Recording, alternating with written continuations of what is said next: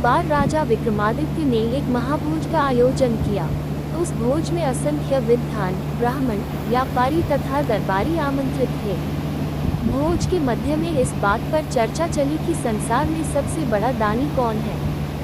सभी ने एक स्वर से विक्रमादित्य को दुनिया का सर्वश्रेष्ठ दानवीर घोषित किया। राजा विक्रमादित्य लोगों के भाव देख रहे थे। तभी उनकी नज़र एक ब्राह्मण पर पड़ी जो अपनी राय नहीं दे रहा था, लेकिन उसके चेहरे के भाव से स्पष्ट प्रतीत होता था कि वह सभी लोगों के विचार से सहमत नहीं है। विक्रम ने उससे उसकी चुप्पी का मतलब पूछा तो वह डरते हुए बोला कि सबसे अलग राय देने पर कौन उसकी बात सुनेगा। राजा ने उसका विचार पूछा तो वह बोला कि वह असमंजस की स्थिति में पड़ा हुआ है। अगर वह सच नहीं बताता तो उसे झूठ का पाप लगता है और सच बोलने की स्थिति में उसे डर है कि राजा का कोपभाजन बनना पड़ेगा। अब विक्रम की जिज्ञासा और बढ़ गई।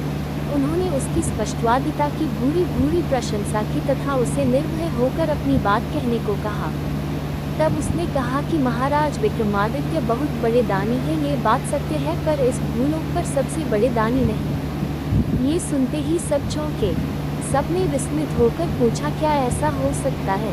उस पर उस ब्राह्मण ने कहा कि समुद्र पार एक राज्य है जहाँ का राजा कीर्तितध्वज जब तक 1,00,000 स्वर्ण मुद्राएं प्रतिदिन दान नहीं करता तब तक अन्न जल भी ग्रहण नहीं करता है। अगर यह बात असत्य प्रमाणित होती है तो वह ब्राह्मण कोई भी दंड पाने को तैयार था। राजा के विशाल भोज कक्ष में निस्तब्धता छा गई। ब्राह्मण ने बताया कि कीर्तितध्वज के राज्य में वह कई दिनों तक रहा और प्रतिदिन स्वर्ण मुद्रा लेने गया। सचमुच ही कीर्तितध्वज 1,00,000 स्वर्ण मुद्राएं दान करके ही भोजन ग्रहण करता है। यही कारण है कि भोज में उपस्थित सारे लोगों की हाँ में हाँ उसने नहीं मिलाई। राजा विक्रमादित्य ब्राह्मण की स्पष्टवादिता से प्रसन्न हो गए और उन्होंने उसे पारितोषिक देकर सादर विदा किया। ब्राह्मण के जाने के बाद राजा विक्रमादित्य ने साधारण वेश धरा और दोनों बेतालों का स्मरण किया। जब दोनों बेताल उपस्थित हुए तो उन्होंने उन्हें समुद्र पार राजा कीर्तितध्वज के राज्य में पहुंचा देने को कहा। बेतालों ने पलक झपकते ही उन्हें वहां पहुंचा दिया। कीर्तितध्वज के महल के द्वार पर पहुंचने पर उन्होंने अपना परिचय उज्जयिनी नगर के एक साधारण नागरिक के रूप में दिया तथा कीर्तितध्वज से मिलने की इच्छा जताई। कुछ समय बाद जब वे कीर्तितध्वज के सामने उपस्थित हुए तो उन्होंने उसके यहाँ नौकरी की मांग की। कीर्तितध्वज ने जब पूछा कि वे कौन सा काम कर सकते हैं तो उन्होंने कहा, जो कोई नहीं कर सकता वह काम वे कर दिखाएंगे। राजा कीर्तितध्वज को उनका जवाब पसंद आया और विक्रमादित्य को उसके यहाँ नौकरी मिल गई। वे द्वारपाल के रूप में नियुक्त हुए। उन्होंने देखा कि राजा कीर्तितध्वज सचमुच हर दिन 1,00,000 स्वर्ण मुद्राएं जब तक दान नहीं कर देता अन्न जल ग्रहण नहीं करता है। उन्होंने ये भी देखा कि राजा कीर्तितध्वज रोज शाम को अकेला कहीं निकलता है और जब लौटता है तो उसके हाथ में 1,00,000 स्वर्ण मुद्राओं से भरी हुई थैली होती है। एक दिन शाम को उन्होंने छिपकर कीर्तितध्वज का पीछा किया। उन्होंने देखा कि राजा कीर्तितध्वज समुद्र में स्नान करके एक मंदिर में जाता है और एक प्रतिमा की पूजा अर्चना करके खौलते तेल की कड़ाह में कूद जाता है।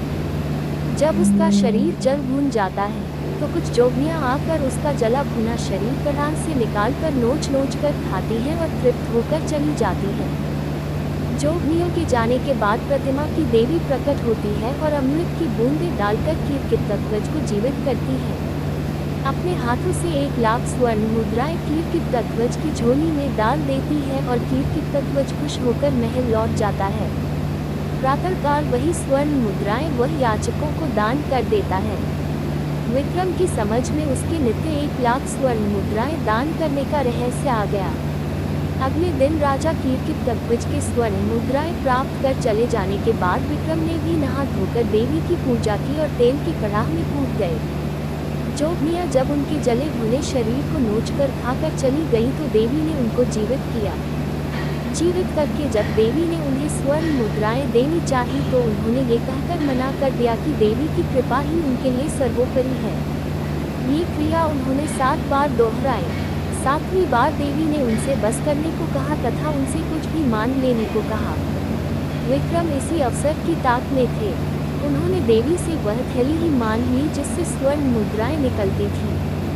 जिया ही देवी ने वह थैली उन्हें सौंपी। चमत्कार हुआ। मंदिर, प्रतिमा सब कुछ गायब हो गया।